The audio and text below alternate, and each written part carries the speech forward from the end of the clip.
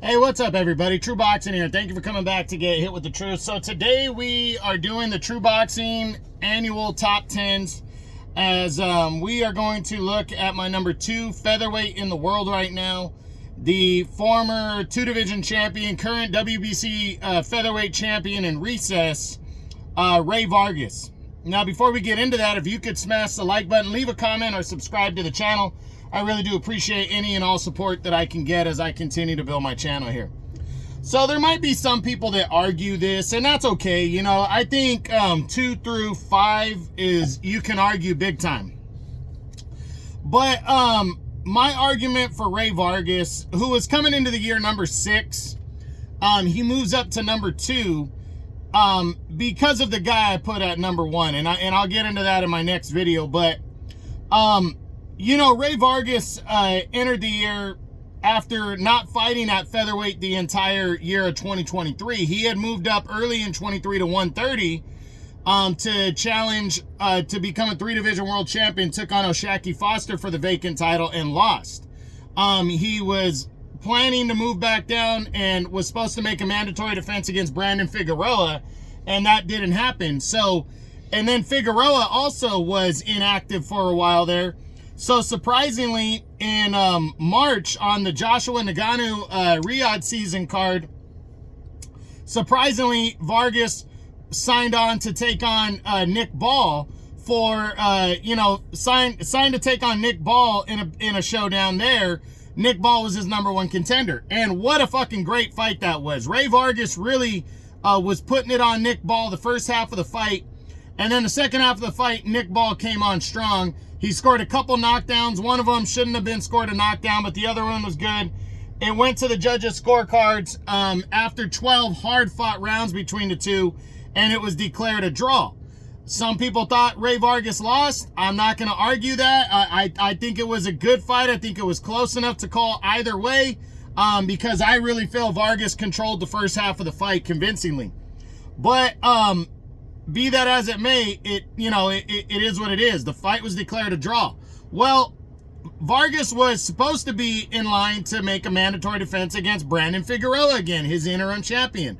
The WBC ordered it in June after Figueroa defeated Jesse Magdaleno, and it looked like it was going to happen. But then it didn't happen. Again, for a second straight year, this fight did not go down. And then in, I believe it was like November, Brandon Figueroa was upgraded to full champion, and Vargas was named champion in recess.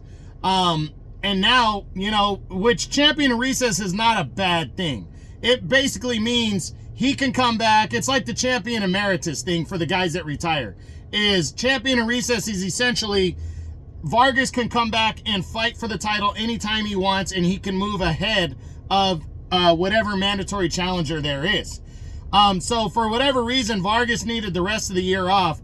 But again, the argument about him being number 2, well, Nick Ball really, one, it's a wide open division with Luis Alberto Lopez had the strongest claim for the top spot, and then he gets knocked out. And then you just have like a line of guys that have beaten each other. You got Stephen Fulton, who hasn't looked good at featherweight, in his first fight, didn't look great against Carlos Castro. He looked okay, but not like his normal self. Got knocked out against Naoya Inoue. But he holds 2 wins in 2021 over Brandon Figueroa and Angelo Leo, who are both now world champions. And then you got Nick Ball, who defeated, who had the fight with Rey Vargas and knocked him down a couple times and fought to a draw, and then was able to beat Ray Ford to capture the WBA title, and has been very active. So it's a crapshoot for the number 1 spot this year in ending 2024, entering 2025.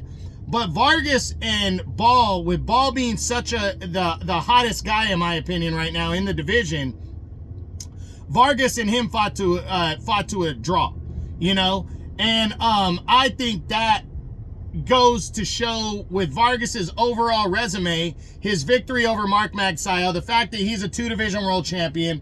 I think that goes to show you how good he is. Plus, he didn't lose by much to O'Shaquie Foster when he moved up to fight him at 130. And, and that's a big deal right there. Foster's still the champ. So you got to give respect even in defeat, even in close fights. And for me, I just think Rey Vargas is just a little bit better. Now, can one of these guys with one victory pass him up? Absolutely. The winner of Figueroa and Stephen Fulton in their rematch, the winner is going to pass up Rey Vargas for sure. That's how wide open this division is. Rafael Espinosa could pass him up. He's at number 4 with a victory over a solid fighter. Angelo Leo can pass him up with a victory over a solid fighter.